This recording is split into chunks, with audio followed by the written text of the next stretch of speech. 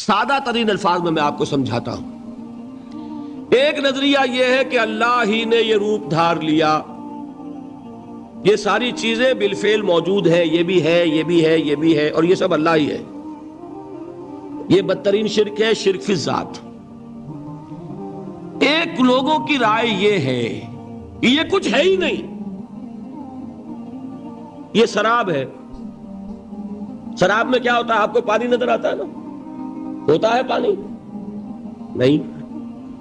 ہر چند کہے کہ ہے، نہیں ہے، ہے ہی نہیں، بس اللہ ہی ہے، یہ ہے ہی نہیں۔ دیکھیے ایک شعر ہے، کل ما فی الکون وہم او خیال او عکوس فی المرایا او ظلال۔ اس کائنات میں جو کچھ ہے یا تو وہم ہے، یا خیال ہے، یا جیسے شیشے میں عکس ہوتا ہے، آپ ادھر کھڑے آئینے کے نظر آ رہے ہیں، ادھر بھی ہے، ادھر کوئی نہیں۔ یا جیسے سایہ ہوتا ہے، سایہ، درخت کا سایہ زمین پر پڑ رہا ہے، اس کا کوئی وجود ہے؟ تو ایک رائے یہ، آپ اس سے اختلاف کریں، اسے پاگل پن کہہ دیں، کیا بے وقوفی کی بات کر رہے ہیں؟ جو چاہے آپ کہہ دیں، شرک نہ کہیے۔ وہ کہتے ہیں موجود صرف ایک ذات اللہ کی ہے، حقیقتاً موجود۔ یہ جو کچھ نظر آ رہا ہے یہ موجود ہی نہیں ہے، اس کو شرک نہیں کہیں گے۔ اسے اختلاف کریں، کوئی ضروری نہیں ہے کہ آپ مانیں ان کی بات، میں یہ نہیں کہہ رہا کہ آپ ضرور مانیں۔ شیخ احمد سرہندی رحمت اللہ علیہ نے اسے سمجھایا ہے، اس کائنات کی حقیقت کیا ہے، ایک مثال سے۔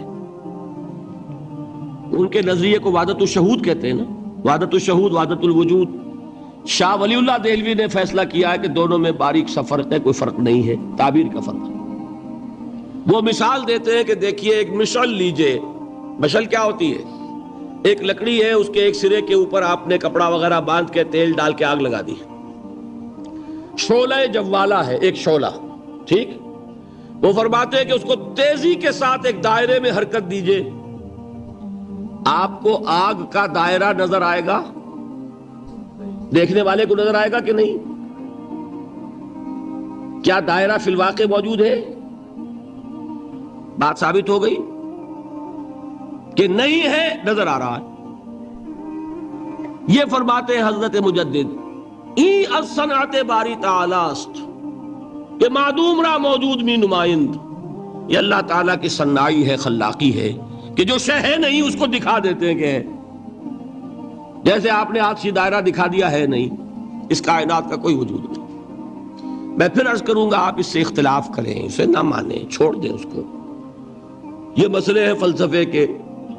لیکن سوال یہ ہے کہ اس کو شرک نہیں کہیں گے آپ۔ شرک وہ ہے جب کہیں یہ بھی شے ہے اور خدا ہے، یہ بھی ہے اور خدا ہے، پتھر بھی ہے اور خدا ہے۔ جب یہ کہا جائے گا یہ ہے ہی نہیں، صرف خدا ہے، تو در حقیقت اس کو شرک نہیں کہیں گے، یہ وحدت الوجود ہے، یونٹی آف بینگ۔ اب اس کو میں ایک اور اعتبار سے سمجھا دوں گا تو مجھے امید ہے اللہ تعالیٰ اس کو آپ پر کھول دے گا۔ دیکھیے ایک ہمارا علم، ایک اللہ کا علم، ٹھیک؟ جب تقابل کریں گے تو کیا کہیں گے؟ اللہ کے علم کے مقابلے میں ہمارا علم ہے ہی نہیں، ٹھیک؟ اللہ کی قدرت کے مقابلے میں ہماری قدرت زیرو، اللہ کی مشیت کے مقابلے میں ہماری مشیت کچھ نہیں۔ وما تشاءون الا ان یشاء اللہ، تم چاہ بھی نہیں سکتے جب تک کہ اللہ نہ چاہے۔ تو کیا ہوئی؟ خاک ہوئی۔ یہی آتے ہیں نا جو حدیث جس میں کہ دعا استخارہ حضور نے تلقین فرمائی، اور صحابہ فرماتے ہیں کہ حضور نے ہمیں اس طرح سکھائی یہ دعا استخارہ جیسے قرآن سکھایا۔ اس میں الفاظ کیا ہیں؟ فَإِنَّكَ تَعْلَمُ وَلَا أَعْلَمُ وَتَقْدِرُ وَلَا أَقْدِرُ۔ اے اللہ تجھے قدرت حاصل ہے، مجھے کوئی قدرت حاصل نہیں۔ اگر ظاہری الفاظ پر جائیں گے تو یہ تو خلاف واقعہ بات ہے۔ کیا حضور کو کوئی علم حاصل نہیں تھا؟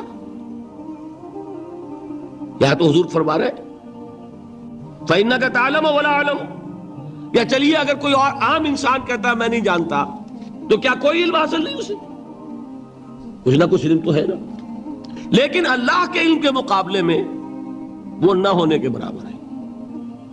اسی طریقے سے سمجھ لیجئے اللہ کے وجود کے مقابلے میں اس کائنات کا وجود نہیں ہے. بات ختم ہو گئی، مسئلہ صاف ہو گیا. حقیقی وجود صرف اللہ کا ہے. یہ اعتباری ہے، یہ ٹرانزینٹ، all is change، پینٹارائم، بدل رہی ہے ہر شے، کسی چیز کو ثبات نہیں. آپ ایک لمحے پہلے جو آپ تھے وہ آپ، ایک لمحے بعد وہ آپ نہیں ہیں، بدل گئے آپ. ایک تسلسل ہے آپ کا کہ آپ سمجھتے ہیں کہ آپ وہی ہیں کہ جو آج سے 10 سال پہلے تھے. کیا آپ وہی ہیں؟ بدل چکے. خون پورا بدل چکا، نہ معلوم کتنی دفعہ بدل چکا، کھال بدل چکی.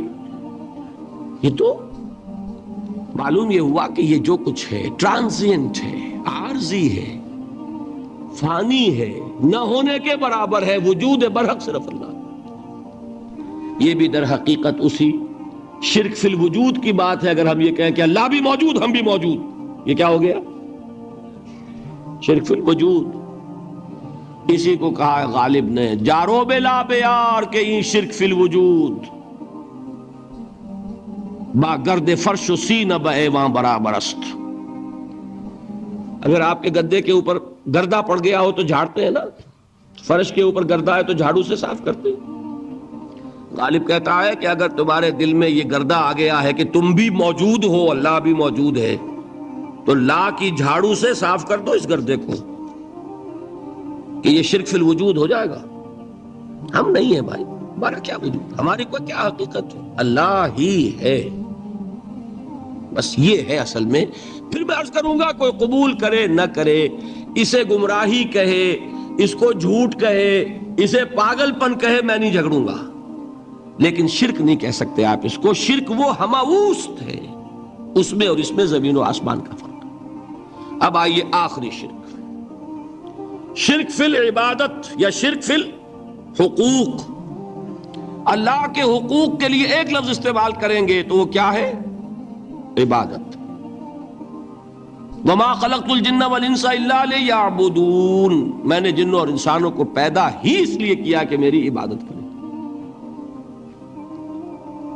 اب عبادت میں شرک اگر ہوگا تو یہ شرک کی تیسری قسم ہو جائے گی. عبادت میں شرک سے مراد کیا ہے اس کو سمجھیے. یہ میں پہلے بیان کر چکا ہوں عبادت کسے کہتے ہیں. عبادت کے 2 جز سمجھ لیجئے. جیسے ایک میرا یہ جسم ہے، ایک اس میں روح ہے. روح نظر نہیں آتی، نظر جسم آتا ہے، لیکن اس جسم کا سارا وجود اس روح سے ہے. چلیے روح کو چھوڑے، جان. جان کیا کس بلا کا نام ہے؟ کسی کو نظر آئی آج تک؟ لیکن یہ جان ہی ہے جو اس جسم کو قائم رکھے ہوئے.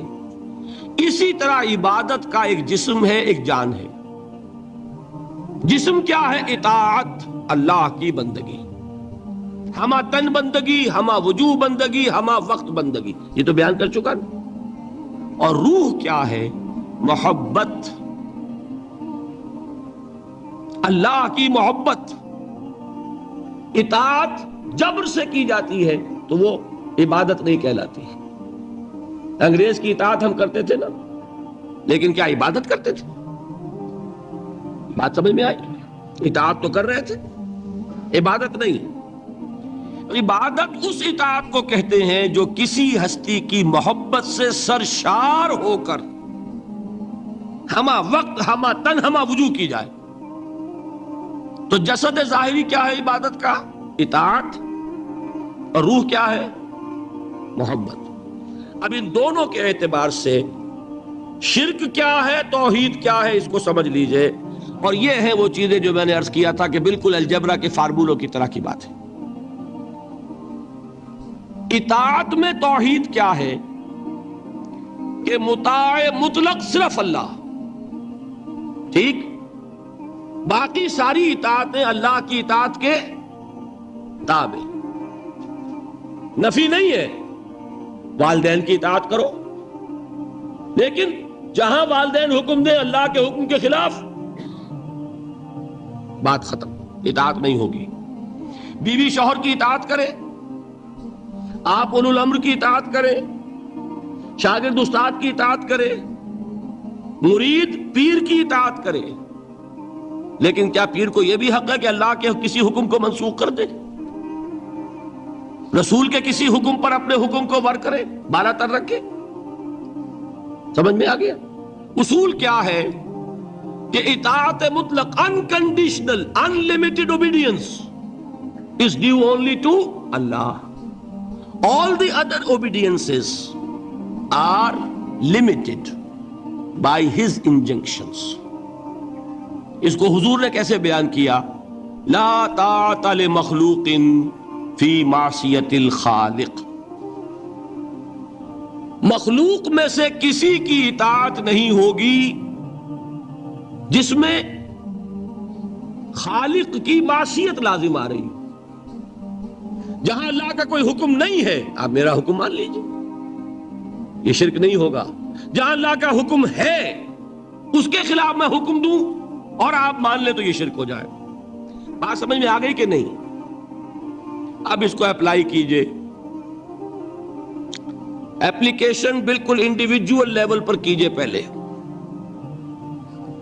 اللہ کا حکم کیا ہے؟ فجر کا وقت ہو گیا، نماز پڑھو. نفس کا حکم کیا ہے؟ سو. آپ نے اطاعت کی نفس کی، آپ کا مطاع کون ہوا؟ نفس. اور اللہ کی معصیت میں ہوا کہ اس کے حکم کے تابع ہوا، تو آپ کا نفس کیا بن گیا؟ آپ کا خدا، معبود. یا غلطی ہے اس میں کوئی؟ اس شرک کو پہچانیے ذرا. کون بچے گا اب؟ بات سمجھ رہے؟ اگر تو وہ فارمولہ صحیح ہے تو پھر یہ اپلائی ہو گیا. اب آپ کے اندر اتنی ہمت ہونی چاہیے، یا یہ سوچئے کہ فارمولے میں غلطی ہے. You can refer back. آئیے دوبارہ دیکھیے، فارمولہ صحیح ہے. لا طاعت لمخلوق. میرا نفس مخلوق ہے کہ خالق ہے؟ مخلوق. میں نے اپنے نفس کی اطاعت کی اپنے خالق کی معصیت میں، تو میرا مطاع کون ہوا؟ نفس. جو مطاع ہے وہی معبود ہے. میرا معبود کون ہوا؟ نفس. اس کو کہتے ہیں مولانا روم، نفس ما ہم کم ترس فرعون نیست، لیکن ایرعون نیست. میرا نفس بھی فرعون سے کم نہیں ہے. فرعون نے کیا کہا تھا کہ یہ مملکت میری ہے مصر کی، یہاں میرا قانون چلے گا. الیس لی ملک مصر، کیا مصر کی حکومت میری نہیں ہے؟ میں نہیں جانتا کون اللہ کون رسول، کیا حکم صحیح کیا غلط، میرا حکم چلے گا. تو میرا نفس بھی تو یہی کہتا، میں نہیں جانتا کیا اللہ کا حکم کیا رسول کا حکم، میری مرضی پوری کرنی پڑے گی. میری خواہش، میری چاہت، میری تمنا وہ پوری کرنی پڑے گی. اور ہم ہاتھ جوڑ کر اس کے آگے کھڑے ہو جائیں کہ بھائی ٹھیک ہے، جو تیری مرضی. اللہ کی مرضی پیچھے، تیری مرضی پہلے. تو معبود کون ہوا؟ نفس ما ہم کم ترس فرعون نیست، لیکن ایرعون نیست. ٹھیک. قرآن سے سند چاہیے. قرآن نے فرمایا ارائیت من اتخذ الہہ ہواہ. کیا تم نے دیکھا اس شخص کو جس نے اپنی خواہش نفس کو اپنا الہ بنا رکھا ہے؟ الہ کا لفظ وہ ہے جو آپ کے کلمہ طیبہ میں ہے. کہہ رہا ہے لا الہ الا اللہ، اور تسبیح پڑھ رہا ہے لا الہ الا اللہ، اور جب فارغ ہوتا ہے تو نفس کو فوراً معبود بنا لیتا ہے. ارائیت من اتخذ الہہ ہواہ. کیا تم نے دیکھا اس شخص کو جس نے بنا لیا اپنی خواہش نفس کو اپنا معبود. اچھا، اسی کو میں اب ٹاپ پر لے جا رہا ہوں، درمیان میں فل ان دی بلینکس آپ کر لیجئے گا. یہ میں نے کہا تھا انڈیویجول میں. اب آئیے کلیکٹیو لائف جو ہے، قومی زندگی، اس میں سب سے اونچی چیز کیا ہوتی ہے؟ کسی بھی ریاست کا دستور. دستور میں کیا بات طے ہوتی ہے؟ اولین کہ حاکمیت کس کی ہے. ٹھیک، اگر آپ نے کہا جمہور کی حاکمیت ہے، کسی نے کہا فلاں خاندان کی حاکمیت ہے، کیا ہوا؟ یہ ہوا کہ نہیں؟ گھبرا کیوں رہے ہیں؟ پکڑے نہیں جائیں گے. بات تو صحیح کہیے. قرآن کیا کہتا ہے؟ ان الحکم الا للہ. قرآن کی آیت ہے کہ نہیں؟ یہ نہیں ہے کہ تمہارا کوئی اختیار نہیں. تمہارا اختیار ہے، تم قانون سازی کر سکتے ہو، but within the limits of the injunctions of the Quran and the Sunnah. اگر تم نے حاکمیت مطلقہ کا دعویٰ کیا، جو چاہوں حکم دوں، جو چاہے ہم قانون بنائیں، تو یہ حاکمیت مطلقہ ہے، اور یہی اس دور کا سب سے بڑا شرک ہے. قبر پرستی کا شرک سب کو معلوم، یہ شرک نہیں معلوم. جمہوریت ان اٹس ایسنس اس دنیا کا سب سے بڑا شرک ہے اس دور کا. Human sovereignty in any form, individual ہے تو شرک، اگر وہ پاپولر سوورنٹی ہے تو شرک. کوئی فرق نہیں واقع ہوتا. اقبال نے ایسی باتیں جو کہی ہیں وہ اصل میں اس دور کے شرکوں کو پہچانا اقبال نے، اس لیے کہ اس دور کے فلسفوں کو علماء نے پڑھا نہیں. وہ سطحی طور پر جو الفاظ ہیں ان سے کچھ بات سمجھ لیتے ہیں، گہرائی میں اتر کر فلسفہ کیا ہے، حاکمیت کسے کہتے ہیں، جمہوریت کسے کہتے ہیں. جمہوریت is popular sovereignty, know limits. جو بھی لیجسلیٹو اتھارٹی ہے، عوام کے نمائندے جو قانون چاہے بنائیں. وہ ہم جنسی کو جائز کرنا چاہے اختیار ہے. دو مردوں کو میاں بیوی کی حیثیت سے لائسنس دے رہنے کے لیے، لیگل لائسنس جائز ہے. قانون ان کا مرضی ہے، جو چاہے بنائے. They don't accept any limitation to their legislative authority. We are sovereign. کیا مطلب؟ ہم جو چاہے قانون بنائیں. یہی تو شرک ہے. کیا کہا اقبال نے؟ ہم نے خود شاہی کو پہنایا ہے جمہوری لباس، جب ذرا آدم ہوا ہے خود شناس و خود نگر. ابلیس کا ایک چیلا کہتا ہے کیوں گھبراتے ہو جمہوریت سے؟ وہی بادشاہی ہے، ہم نے اس کو جمہوری لباس پہنا دیا ہے. پہلے ایک آدمی بادشاہ ہوتا تھا، ایک ہوتا تھا فرعون، اب ساری قوم فرعون ہے. وہ فرعون کہتا تھا نا کہ میں جو چاہوں قانون بناؤں. I don't accept any limitation to my authority. Well, I am the sovereign. آج عوام کہتے ہیں. فرق کیا ہو گیا؟ میں نے کہا تھا نا کہ 2 ٹن گندگی تھی، وہ ایک کے سر پہ رکھی ہوئی تھی، آپ نے ماشا ماشا سب کو بانٹ دی، تو گندگی رہے گی، شرک تو شرک رہے گا. کوئی فرق نہیں نوعیت کے اعتبار سے. ہاں، بادشاہت بھی ہو سکتی ہے جائز، اگر بادشاہ خود اللہ کا بندہ ہے، اللہ کے احکام کا پابند ہے اور اللہ کے احکام کو نافذ کر رہا ہو. داؤد بادشاہ تھے کہ نہیں؟ سلیمان بادشاہ تھے کہ نہیں؟ جمہوریت بھی ہو سکتی ہے جائز، بشرطے کہ جمہور یہ تسلیم کر لیں کانسٹیٹیوشن میں کہ ہمارا اختیار محدود ہے اللہ اور اس کے رسول کے احکام سے. اب وہ اسلامی جمہوریت ہو جائے گی. اسلامی بادشاہت تھی داؤد کی اور سلیمان کی. اسلامی جمہوریت اللہ کرے کہ واقعتاً حقیقتاً کسی ملک میں قائم ہو جائے، آج تک تو ہے نہیں، لیکن یہ کہ ہو جائے تو وہ اس دور کا تقاضا ہے. لیکن یہ کہ اگر ہے وہ بات کہ حاکمیت مطلقہ ہے عوام کی، تو گویا کہ عوام نے خدائی کا دعویٰ کیا. سروری زیبا فقط اس ذات بے ہمتا کو ہے، حکمراں ہے ایک وہی باقی بتانے آزری. جو کوئی بھی حاکمیت کا مدعی ہے وہ آزر کا تراشا ہوا ایک بت ہے، وہ فرد ہو یا عوام ہو، قوم ہو. ہاں، اللہ کو حاکم مطلق مان کر اس کے احکام کے اندر اندر باہمی مشورے سے ایک نظام چلانا، یہ ہوگا صحیح اسلامی نظام. سمجھ میں آئی بات؟ اب آئیے دوسری چیز. محبت میں توحید کیا ہے؟ توحید فی المحبہ، یہاں بھی محبت کی نفی نہیں ہے۔ شوہر بیوی سے محبت کرے، بیوی شوہر سے محبت کرے، والدین اولاد سے کرے، اولاد والدین سے کرے، لیکن اللہ کی محبت سب سے بالا تر، یہ ہے توحید۔ کوئی ایک محبت بھی اللہ کی محبت کے برابر ہو گئی تو شرک، اور کوئی محبت اللہ کی محبت سے اونچی ہو گئی تو اب شرک سے اوپر کوئی لفظ ہمارے پاس ہے نہیں۔ میں نے کہا تھا نا کہ یہ تو ہماری زبان کی محدودیت ہے، ورنہ تو وہ شرک سے اوپر کا کوئی لفظ ہونا چاہیے نا۔ برابر ہو گئی تو شرک ہے۔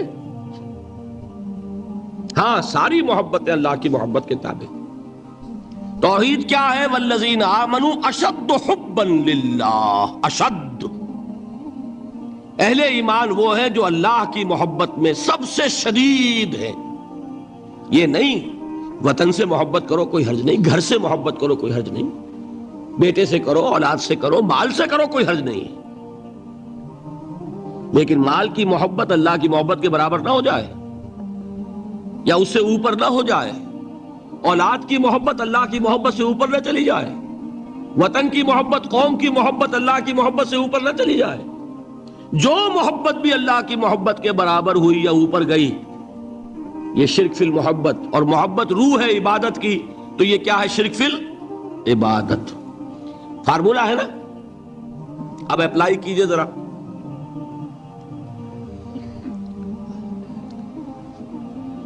آپ کو معلوم ہے کوئی شے آپ کے لیے لینی حرام ہے،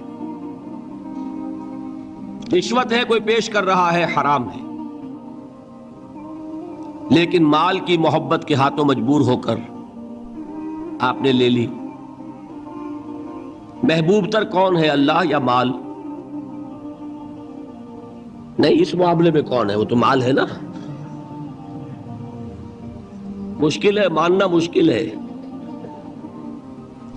وہ تو چاہتے ہیں شرک کے موضوع پہ تقریر ہو تو بس وہی دو چار مسئلے جو ہیں انہی پر دھواں دار تقریر ہونی چاہیے، ہمیں کوئی نہ چھیڑے۔ براہیمی نظر پیدا مگر مشکل سے ہوتی ہے، حوث چھپ چھپ کے سینوں میں بنا لیتی ہے تصویریں۔ باہر کے بت آپ توڑ دیں گے، یہ اندر جو بت خانہ آباد ہے اسے کون توڑے گا؟ مال محبوب تر ہو گیا اللہ سے تو آپ کا معبود حقیقتاً کون ہے؟ مال۔ آپ کو کیا کہا جانا چاہیے؟ زر پرست۔ دعویٰ کیا ہے؟ خدا پرستی کا، حقیقت میں ہے زر پرست۔ اور اگر دلیل چاہیے تو حضور کا فرمان، تعس عبد الدینار وعبد الدرہم، ہلاک ہو جائے یا ہلاک ہو گیا درہم و دینار کا بندہ۔ کون ہے درہم و دینار کا بندہ؟ جس کے لیے درہم و دینار اتنے محبوب ہو جائیں کہ وہ اس کے لیے اللہ کے احکام کو توڑ دے، تو وہ کس کی بندگی کر رہا ہے؟ دولت کی۔ نام کیا ہے؟ عبد الرحمن، حقیقت میں کیا ہے؟ عبد الدینار۔ نام تو رکھنا آسان ہے، ماں باپ نے رکھ دیا، یہ محمد فرما رہے ہیں صلی اللہ علیہ وسلم، عبد الدینار و عبد الدرہم، درہم و دینار کا بندہ، اور لفظ عبد۔ ٹھیک ہے، اب اپنا جائزہ لے لیجئے، اللہ تعالی ہمیں توفیق دے کہ ہم اپنے اندر جھانکیں کہ شرک کون کون سے ہیں، کہاں کہاں ہیں۔ اب اس چھپ چھپ کے سینوں میں بنا لیتی ہے تصویریں۔ اب اس کو اوپر لائیے، اجتماعی سطح پر، جیسے میں نے آپ کو بتایا کسی بھی ریاست جو ہے، کانسیپٹ آف سٹیٹ، یہ ہائیسٹ ایوالوڈ فارم ہے انسان کی اجتماعی تصورات کی، جس کو میں نے کبھی کہا تھا سوشل ایوولوشن، تمدنی ارتقاء، اس کی بلند ترین شکل کیا ہے؟ Concept of state. اس میں دو چیزیں بنیادی ہیں، ایک حاکمیت کا تصور، حاکمیت کس کی ہے، اور دوسرے اس میں رہنے والوں کو باہم جوڑنے والی شے کون سی ہے۔ انہیں ایک قوم بنانے والی شے کون سی ہے؟ ایک نیشن، کوئی ایک مشترک محبت ہوگی تو وہ جڑ جائیں گے، ٹھیک ہے؟ کسی شے کی محبت کو سپریم کر دو ان کے دلوں میں، جس سے کہ یہ پھر باہم ایک دوسرے سے پیوست ہو جائے، اسی کا نام ہے نیشنلزم، وطن کی محبت، ٹیریٹوریل نیشنلزم۔ اس دور کا یہ قوم کی تشکیل کے اندر سب سے اہم عنصر کیا ہے؟ وطن کی محبت۔ اور یہ وطن کی محبت جب اصل شے ہو جائے گی آپ کو جوڑنے والی، تو وطن آپ کا کیا بن جائے گا؟ معبود۔ وطنیت جو ایک سیاسی کانسیپٹ ہے، اس کے اعتبار سے اس دور کا سب سے بڑا شرک۔ یہ بات ذرا آسانی سے سمجھ میں آنے والی نہیں۔ وطن کی جے، یہ کیا ہے؟ جیسے آپ کہتے ہیں اللہ اکبر، وطن کا ترانہ کھڑے ہو جاؤ، یہ کیا ہے؟ وطن کی نماز۔ وطن کا جھنڈا سلامی، یہ کیا ہے؟ These are all rituals۔ اس معبود کے لیے مراسم عبودیت یہ ہے۔ وطن کی محبت ہر چیز سے بالا، یہی تو ہے شرک۔ سب سے بالا محبت کس کی ہونی چاہیے؟ لیکن یہ بھی میں عرض کروں گا، حضور کی حدیث مجھے نہیں معلوم کہ اس کا سند کا درجہ کیا ہے، عام طور پر بیان ہوتی ہے حب الوطن من الایمان، وطن کی محبت ایمان کا ایک تقاضا ہے۔ حدیث ہے یا نہیں ہے، اس بات کو میں صحیح سمجھتا ہوں، انسان کی فطرت کا تقاضا جہاں رہتا ہے اس سے محبت ہوتی ہے، گھر سے محبت ہوتی ہے، شہر سے ہوتی ہے، ملک سے ہوتی ہے۔ لیکن جہاں یہ محبت قومیت کی تشکیل کر رہی ہو، وہاں در حقیقت یہ ہر شے سے بالا تر ہوتی ہے، تبھی تو قومیت کی تشکیل ہوگی۔ یہ کانسیپٹ جو ہے یہ مشرکانہ کانسیپٹ ہے، اس کو بھی پہچانا علامہ اقبال نے۔ اس دور میں اور ہے، جام اور ہے، جم اور، ساقی نے بنا کی رویش لطف و ستم اور، تہذیب کے آزر نے ترشوائے صنم اور، مسلم نے بھی تعمیر کیا اپنا حرم اور، ان تازہ خداؤں میں بڑا سب سے وطن ہے، جو پیرہن اس کا ہے وہ مذہب کا کفن۔ نظارہ دیری نہ زمانے کو دکھا دے، اے مصطفی خاک میں اس بت کو ملا دے۔ اور فرمان نبوت میں وطن اور ہی کچھ ہے، گفتار سیاست میں وطن اور ہی کچھ ہے۔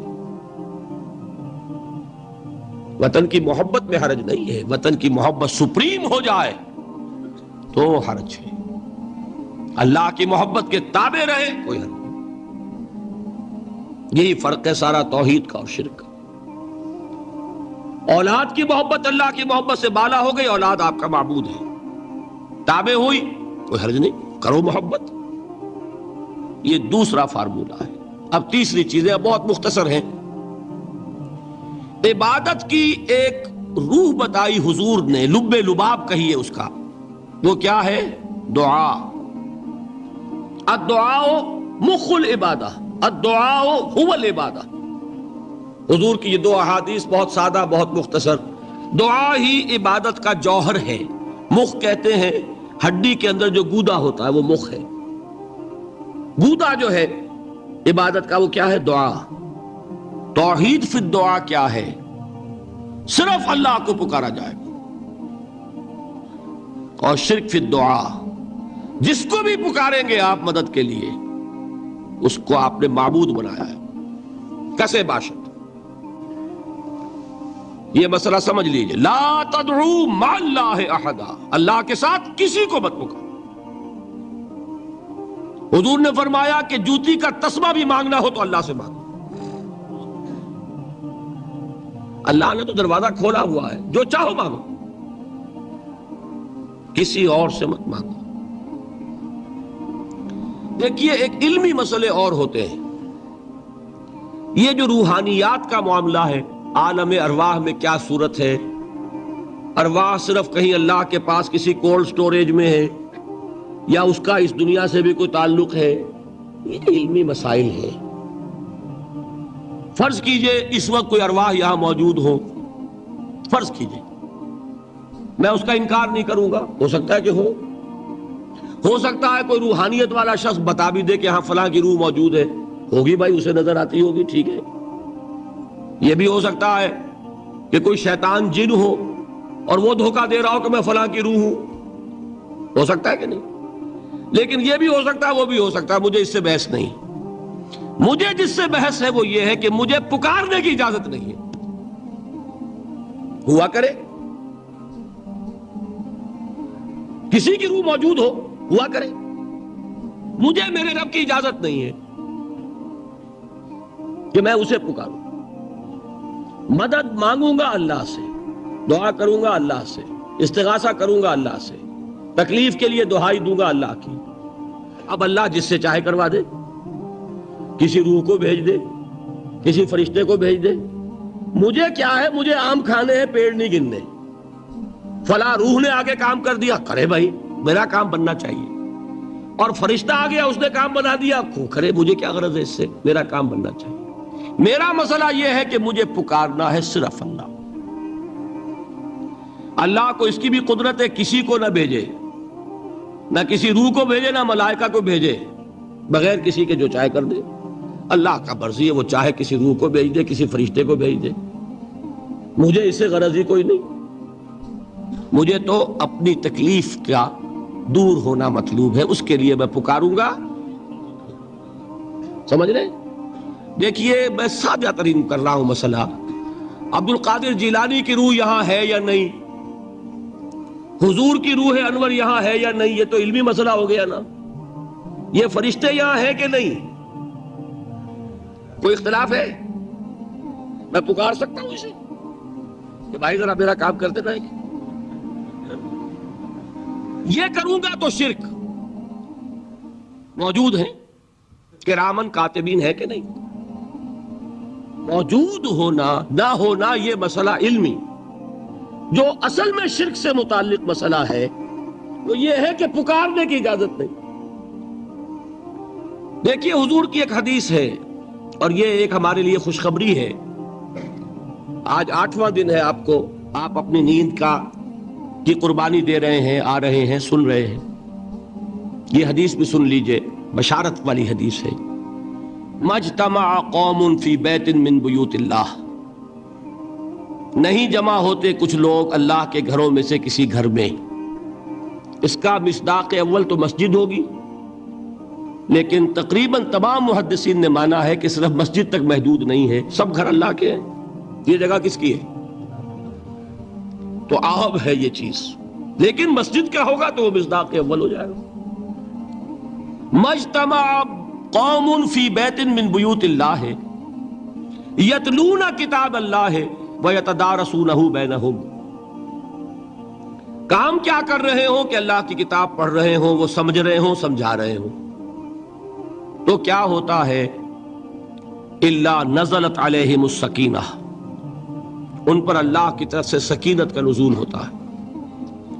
وغشیتہم الرحمہ، رحمت خداوندی انہیں ڈھانپ لیتی ہے۔ وحفتہم الملائکہ، فرشتے ان کے گرد گھیرا ڈال لیتے۔ وذکرہم اللہ فی من عندہ، اور اللہ ذکر کرتا ہے ان کا ملائکہ مقربین کی محفل میں۔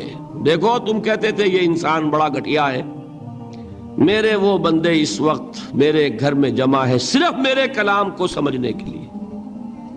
اللہ فخر کرتا ہے، اس میں ذکر کرتا ہے اللہ اس محفل میں فی من عندہ۔ تو فرشتے ہیں کہ نہیں؟ ان فرشتے کو پکار نہیں سکتے۔ اگر آپ نے یا جبرائیل میرا یہ کام کروا دو، تکلیف میری رفع کر دو کہا اور شرک ہوا، یا میکائیل اور یا اسرافیل۔ اسی طرح اگر آپ نے کسی اولیاء اللہ کے ارواح میں سے کسی کو پکارا، اسی طرح اگر آپ نے انبیاء کو پکارا، جس کو بھی پکارا وہ شرک ہو جائے گا۔ پکارنے کی اجازت نہیں ہے، پکارو صرف اللہ کو، اللہ جس کے ذریعے سے آپ کا کام کرائے اس کا اختیار. باقی رہ گئے علمی مسئلے. بعض لوگ کچھ اگر شاہ ولی اللہ دہلوی نے اپنے کچھ روحانی تجربے لکھ دیے وہ اس کو شرک بنائے پھر رہے ہیں. یہ تو شرک ہو گیا, مشرک ہو گیا, یہ ہو گیا. بھائی وہ علمی مسائل ہیں. مثال کے طور پر اس میں پھر عرض کروں گا, کوئی اختلاف کرے اتفاق کرے. شاہ ولی اللہ نے یہ لکھا ہے کہ اولیاء اللہ کی ارواح ان کے انتقال کے بعد ملائکہ کے طبقہ اسفل میں شامل کر دی جاتی ہیں, اور اللہ جیسے اپنے احکام کی تنفیذ فرشتوں سے کرواتا ہے ایسے ہی ان کو بھی اس کام میں لگا دیتا. اب یہ ایک علمی مسئلہ ہے یا نہیں ہے مجھے کیا پتا. کوئی خاص دلیل شاہ صاحب نے بھی نہیں دی, میں بھی مانتا ہوں. جو دلیلیں دی ہیں اس پر میرا بھی دل مطمئن نہیں ہوا, ٹھیک, لیکن یہ ایک علمی بات ہے. اب کہہ بھی رہے طبقہ اسفل, ملائکہ کا طبقہ اعلیٰ نہیں, اسفل. اللہ تعالیٰ کی ایک بیوروکریسی ہے, اس بیوروکریسی کے نچلے درجے میں اگر یہ بھی شامل ہو جائے تو میرا کیا بگڑتا ہے. فرشتے بھی ہیں, وہ بھی ہو جائے, وہ بھی اللہ کے احکام کی تنفیذ کر رہے ہیں, وہ بھی کرتے ہیں. اصل مسئلہ یہ کہ مجھے اجازت نہیں ہے, میں طبقہ اعلیٰ کے فرشتے کو نہیں پکار سکتا, اسفل کو کیا پکاروں گا. میں جبرائیل کو نہیں پکار سکتا, سید الملائکہ انہیں نہیں پکار سکتا. یہ ہے اصل بات. نداء لغیر اللہ, اللہ کے سوا کسی اور سے دعا, کسی اور سے استغاثہ, استدعاء, استمداد, یہ استعانت, یہ ہے اصل میں شرک. لیکن یہ علمی مسائل کو علمی مسائل کی جگہ رکھیے. آپ کو اچھی لگے مانے, نہیں اچھی لگے نہ مانے. شرک اور توحید کی بات اور شاہ ولی اللہ مشرک ہو جائیں گے تو موحد کون رہے گا. احمد سرہندی مشرک ہو جائیں گے تو پھر موحد کون رہے گا. لیکن یہ کہ کچھ لوگ ہمارے ہاں, اللہ تعالیٰ انہیں ہدایت دے, پاکستان میں ہیں ایسے سرفرے لوگ جو ان سب کو مشرک قرار دے رہے ہیں, اور بڑے نہ معلوم کتنے بڑے موحد اپنے آپ کو سمجھتے ہوں گے, جن کے نزدیک اشرف علی تھانوی مہا مشرک, وہ تو مشرک نہیں مہا مشرک. اللہ تعالیٰ ہدایت دے. میں نام نہیں لیتا کسی کا, لیکن یہ جان لیجیے اصل غلطی کیا ہے کہ ان علمی مسائل کو یہاں لا رہے ہیں. وہ علمی مسائل ہے, کوئی مانے نہ مانے. مجھے بھی, میں نے آپ سے کہا کہ شاہ ولی اللہ کا میرے دل میں اتنا احترام ہے کہ میرے نزدیک دور صحابہ کے بعد امت میں جامعیت کے اعتبار سے سب سے چوٹی پر شاہ ولی اللہ ہے. امام غزالی اور امام ابن تیمیہ کو جمع کریں گے تو شاہ ولی اللہ بنے گا. یہ میرا ہے خیال ہے, لیکن مجھے ان کی اس رائے سے اختلاف ہے. میں آپ سے کہہ رہا ہوں کہ مجھے کنونس نہیں کر سکے. ان کی دلیل جو ہے وہ مجھے وزنی نظر نہیں آئی, واللہ عالم, بات ختم ہو گئی. لیکن معاذ اللہ ثم معاذ اللہ اس کو شرک قرار دے دیں. بات آ گئی تیسری سمجھ میں. چوتھی چیز, عبادت کے بعض مظاہر یا افعال ایسے ہیں جو صرف اللہ کے لیے خاص ہیں. مثلا سجدہ, نذر, یہ صرف اللہ کے لیے. یہ وہ چیز ہے کہ غیر اللہ کے لیے کسی بھی نیت سے کیا جائے گا شرک ہو جائے گا. سجدہ تعظیمی, کوئی قبر کو کر رہا ہے, کوئی اپنے پیر کو کر رہا ہے, اور درباروں میں بادشاہوں کو ہوتا ہے, اب بھی ہوتا ہے. کسی نیت سے ہو, کسی کے لیے کیا جائے شرک ہے. یہی سجدہ تعظیمی تھا جس کا رواج تھا مغل دربار میں. یہ کورنش آپ تو کہتے ہیں نا اس سڑک کو جو ساحل کے ساتھ ساتھ چلتی ہے, وہ کورنش بجا لانا کیا ہوتا تھا دربار میں, رکوع سے بھی نیچے, یعنی رکوع اور سجدے کے درمیان ہوتا آدمی جب وہ کورنش میں ہوتا ہے, اس طرح جھک کر آداب بجا لانا, یہ ان کے ہاں رواج تھا.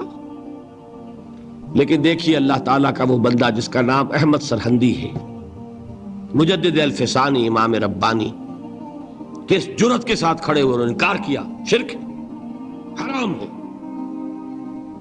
اب جو وہ مولوی تھے درباری, انہوں نے کانوں میں بادشاہ کے کان بھرے، بڑا باغی ہے، باغیانہ باتیں کر رہا ہے، اس کی پیشی ہونی چاہیے۔ عدالت میں پیشی ہو رہی ہے مجدد الفسانی کی رحمت اللہ علیہ۔ ان کے سر کو زبردستی جھکانے کے لیے راستہ ایسا بنایا گیا کہ بادشاہ کے سامنے پیش ہونے سے پہلے ایک کھڑکی میں سے گزرنا پڑے گا۔ کھڑکی میں سے تو سر جھکائے گا کہ نہیں، لیکن مجدد الفسانی ایسے گزرے، پہلے ٹانگیں نکالی پھر سر نکالا۔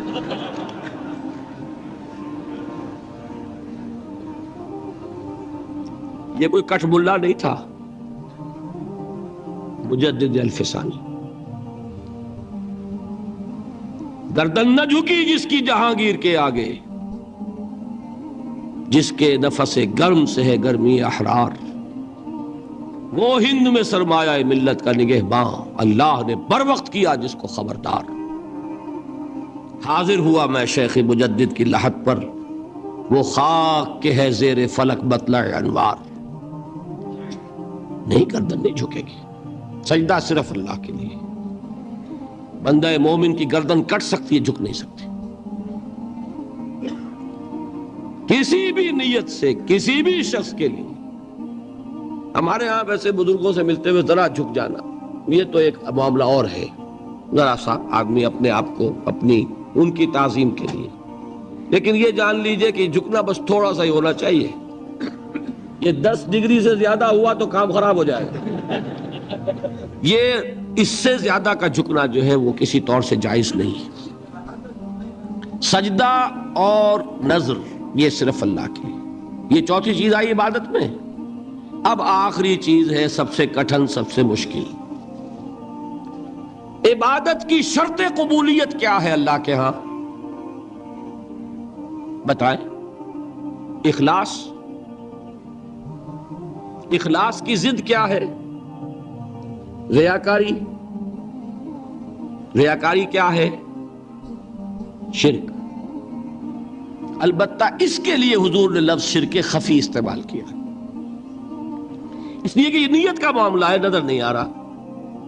کسی نے گردن جھکائی ہے تو نظر آ رہی ہے، کسی نے کسی کو پکارا اللہ کے سوا تو سن لیا آپ نے۔ یہ تو ہے نا وہ شرک کے جو جلی ہے۔ قبر کو سجدہ کیا، نظر آ گیا۔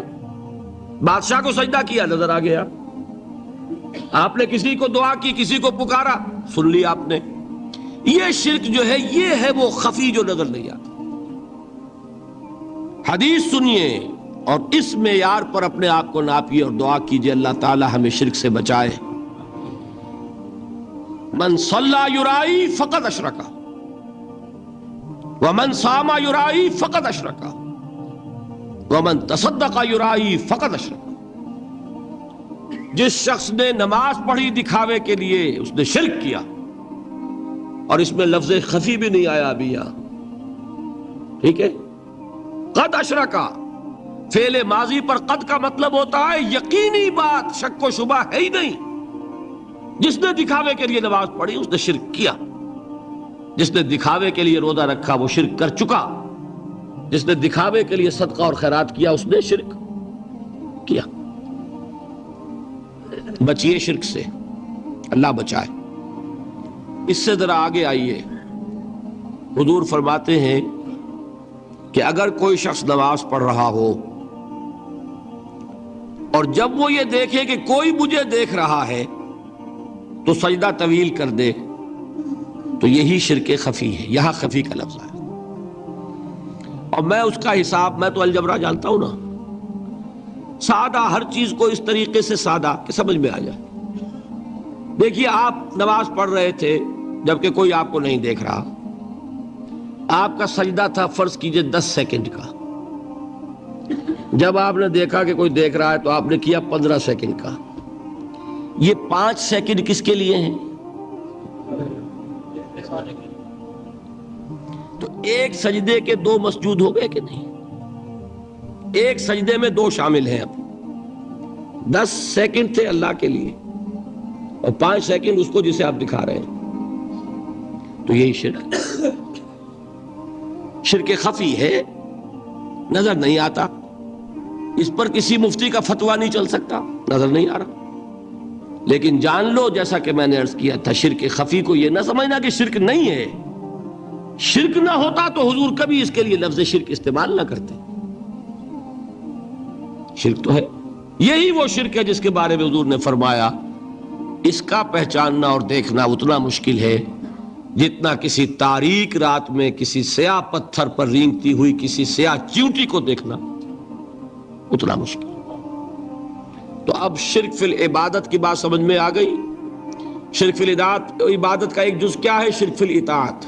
لا طاعت لمخلوق فی معصیت الخالق. جس کی اطاعت بھی اللہ کی اطاعت سے آزاد ہو کر لی گئی وہی معبود ہے. شرک فی المحبت. توحید فی المحبت کیا ہے؟ کہ اللہ کی محبت تمام محبتوں سے بالا ہو. جس کی محبت بھی اللہ کی محبت کے برابر ہو گئی یا اوپر ہو گئی وہ شرک ہے، وہ معبود ہے. وہ زر ہو، وہ وطن ہو، کچھ بھی ہو، وطن پرستی، زر پرستی، سب پرستش شرک ہے. نمبر 3، دعا صرف اللہ سے ہے، جس سے بھی پکاریں گے شرک ہو جائے. سجدہ نظر صرف اللہ کے لیے ہے، جس کے لیے بھی کریں گے شرک ہو جائے. اور عبادت صرف اللہ کے لیے ہے اخلاص کے ساتھ. اگر اس میں ریاکاری آ گئی تو یہ شرک ہو. یہ 5 ہو گئے شرک، جن کو جمع کر لے تو یہ شرک فی الحقوق ہے. شرک فی الذات، شرک فی الصفات، شرک فی الحقوق. اب ایک مسئلہ اور سمجھ لیں. ایک سوال آپ کے ذہن میں پیدا ہونا چاہیے، نہیں ہوا تو اس کا مطلب ہے آپ کچھ نیم خوابیدہ ہیں، اب سوئے ہوئے ہیں کچھ. وہ یہ کہ اگر یہ ساری چیزیں شرک ہیں تو پھر گناہ کس چیز کا نام ہے؟ رشوت لی شرک، کیونکہ حرام شے مال محبوب تر ہے، اللہ سے شرک ہو گیا. ایک نماز چھوڑ دی شرک، اس لیے کہ نفس کا حکم مانا اللہ کا نہیں مانا، شرک ہو گیا. تو بھائی پھر وہ گناہ کون سے جو اللہ نے کہا میں بخش دوں گا؟ یہ سوال ہے کہ نہیں؟ اور اسی سے ایک نہایت اہم مسئلہ حل ہو جائے گا. بہت اہم مسئلہ ہے جو ہمارے ہاں بڑی تلخی کا موجب بنا ہوا ہے. یہ سب چیزیں اپنی اصل کے اعتبار سے شرک ہیں، لیکن اس کے کرنے والے کو مشرک نہیں کہیں گے، بلکہ یہ چیز اگر نیت میں آ جائے، شعوری طور پر ہو جائے، اس کو استقامت ہو جائے تو شرک بن جائے گا. غیر شعوری طور پر ہو رہا ہے، بے سمجھے بوجھے ہو رہا ہے، اس کو اس طریقے سے سمجھا ہی نہیں ہے تو وہ گناہ ہے. لیکن یہ کہ تل کے اوٹ میں پہاڑ ہے، اس کو جب آپ کو دکھایا جائے گا کہ دیکھو بھائی اس کے اندر شرک مضمر ہے، اس میں شرک چھپا ہوا ہے، یہ شرک ہی کا مظہر ہے، تو وہ بات شاید سمجھ میں آئے. پھر بھی آپ کریں گے تو وہ شرک ہو جائے. غیر شعوری طور پر، غیر ارادی طور پر، نہ سمجھے ہوئے اگر کام ہو رہا ہے تو وہ گناہ ہوگا، ورنہ وہ شرک ہو جائے. دوسری بات یہ کہ جس قسم میں ایسی کوئی چیز دیکھ لی آپ نے کہا مشرک ہے تو مرتد کافر، نہ اس کے پیچھے نماز ہوگی، اور پھر آگے بڑھ جائے تو وہ تو پھر واجب القتل ہے، مرتد ہے، واجب القتل ہے. کہ وہی جو حماقت خوارج نے کی تھی، ہمارے ہاں کچھ لوگ جذبات میں آ کر ایسی ہی حماقتیں کرتے ہیں. اس کا حل کیا ہے اسے بھی سمجھ لیں. دیکھیے جو بچہ الف بیتے پڑھ رہا ہے اسے بھی آپ کہتے ہیں طالب علم، ٹھیک، علم حاصل کر رہا ہے. اگر اس نے الف بیتے پڑھ لی تو کیا آپ اسے عالم کہیں گے؟ عالم آپ کہتے ہیں اس وقت جب کہ علم کی ایک مقدار جمع ہو گئی ہو، تب عالم کہلائے گا. ویسے الف بیتے بھی علم ہے، کون کہے گا وہ علم نہیں ہے؟ علم کی ماں وہ ہے، علم کی جڑ وہ ہے. لیکن عالم جس نے الف بیتے پڑھ لی کیا وہ عالم ہو گیا؟ نہیں. اسی طریقے سے شرک کی ایک خاص حد، خاص مقدار جمع ہو جائے گی تو شخص مشرک کہلائے گا، ورنہ ان انڈیویجول چیزوں کو شرک تو کہیں گے آپ، یہ شرک ہے، لیکن یہ نہیں کہ جس نے اس کا ارتکاب کیا وہ مشرک. یہ ہے ہمارے ہاں کہ جو لوگ ایک دوسرے پر فتوے بازی میں بہت جلدی کر جاتے ہیں. چونکہ وہ یہ کر رہا ہے لہذا وہ مشرک کے پیچھے نماز نہیں ہوگی، اب وہ مسجدیں علیحدہ، اور ایک جو ہے اصلاح کا دروازہ بند، اس لیے کہ تفریق ہو گئی مستقل. یہ نہیں، آپ اس چیز کو کہیں یہ شرک ہے، لیکن یہ کہ اس کو مشرک نہ کہیے، اس لیے کہ علم ہے الف بیتے، لیکن جو الف بیتے پڑھ لے گا وہ عالم نہیں کہلائے گا. بلکہ یہ کہ کسی بھی شخص پر کسی چیز کا انطباق کرنے کے لیے اس کا کوئی لیول ہوتا ہے، اس لیول پر آئے گی وہ شے تو پھر اس کی نسبت کی جائے گی کہ فلاں شخص وہ عالم ہے، فاضل ہے، فلاں شخص امیر ہے، دولت ہے، دولت تو کہنے کو ایک پیسہ بھی دولت ہی میں شمار ہوگا، لیکن دولت مند کہیں گے جس کی جیب میں ایک پیسہ ہے۔ دولت مند، دولت کی ایک خاص مقدار جمع ہو جائے گی کسی کے پاس تو دولت مند کہلائے گا۔ یہ ہے اصل میں فرق کہ یہ چیزیں اپنی اصل کے اعتبار سے شرک ہے، اس میں کوئی شک نہیں، لیکن جب تک یہ غیر شعوری طور پر ناسمجھے ہو رہی ہو تو ان کو گناہ کہیں گے، شرک نہیں کہیں گے۔ نمبر ایک۔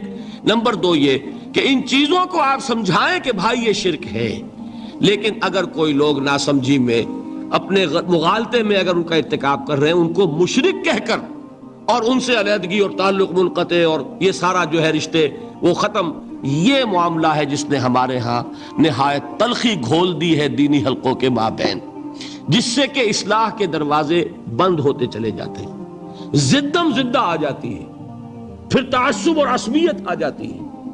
اگر آپ اس وسیع معنی میں سمجھائیں گے کہ نفس پرستی بھی شرک ہے، دولت پرستی بھی شرک ہے، ریاکاری بھی شرک ہے، اور اس میں آپ بتائیں گے غیر اللہ کی حاکمیت شرک ہے، وطن کی محبت اللہ کی محبت سے بالا تر ہو جائے تو وطن پرستی شرک ہے، یہ اگر آپ بتائیں گے تو ساتھ ہی اگر آپ بتا دیں گے کہ قبر پرستی بھی شرک ہے تو وہ مان لے گا کہ یہ صرف میرے اوپر ہی فتویٰ نہیں لگا رہا ہے، اس نے تو خود اپنے اندر بھی جھانکا ہے اور اپنے آپ کو بھی وہ ماننے کو تیار ہے کہ جب تک کہ انسان اس لیول پر نہ آ جائے کہ اس کی اطاعت مطلق صرف اللہ کے لیے، تمام اطاعتوں سے آزاد ہو جائے، اللہ کی اطاعت کے تابع اطاعتیں ہو، کوئی اطاعت اللہ کی اطاعت سے آزاد نہ ہو، تمام محبتوں سے اس معنی میں آزاد ہو جائے کہ کسی شے کی محبت اللہ کی محبت سے ور نہ ہو۔ اگر یہ معیار سامنے رکھیں گے تو آدمی آپ کی بات سنے گا، اس کے دل میں بات اترے گی، لیکن اگر چند مسائل جو بعض گروہوں کے درمیان وہ نزاع کا اور مناظرے بازی کا ایک موضوع بن گئے ہیں، اگر اسی کے اوپر ہیمر کریں گے تو اس میں ضد پیدا ہوگی، تعصب پیدا ہوگا، نتیجہ کوئی نہیں نکلے گا۔ اس کو سامنے رکھیے۔ آخری ایک صرف آیت سنا رہا ہوں اسی محبت کی، وہ سارا جو میں نے جہاد اور اقامت دین اس کی بحث کی ہے، آیت نمبر 24 ہے سورہ توبہ کی۔ قل، اے نبی ان سے کہہ دیجئے، ان کان آباؤکم و ابناؤکم و اخوانکم و ازواجکم و عشیرتکم و اموال اقترفتموها و تجارت تخشون کسادها و مساکن ترضونها احب الیکم من اللہ ورسولہ و جہاد فی سبیلہ فتربصوا حتی یاتی اللہ بامرہ واللہ لا یہدی القوم الفاسقین۔ اے نبی ان سے کہہ دیجئے کہ لوگوں، اگر تمہیں اپنے باپ، اپنے بیٹے، اپنے بھائی، اپنی بیویاں، اپنے رشتہ دار، اپنے وہ مال جو تم نے کمائے ہیں محنت سے، اپنے وہ کاروبار جو جن کا کہ کساد کا تمہیں اندیشہ رہتا ہے، اپنی وہ بلڈنگیں جو بڑے ارمانوں سے بنائی ہیں، اگر یہ محبوب تر ہیں اللہ سے، اس کے رسول سے اور اللہ کی راہ میں جہاد سے، فتربصوا، جاؤ دفع ہو جاؤ، انتظار کرو وہاں بیٹھ کر، حتی یاتی اللہ بامرہ، یہاں تک کہ اللہ اپنا فیصلہ سنا دے، اور اللہ ایسے فاسقوں کو ہدایت نہیں دیتا۔ اس کو سامنے رکھیے اور اللہ تعالیٰ سے توفیق مانگیے، اللہ تعالیٰ ہمیں شرک کی پہچان عطا فرمائے اور ہمارے دلوں کو ہر نوع کے شرک سے پاک کر دے۔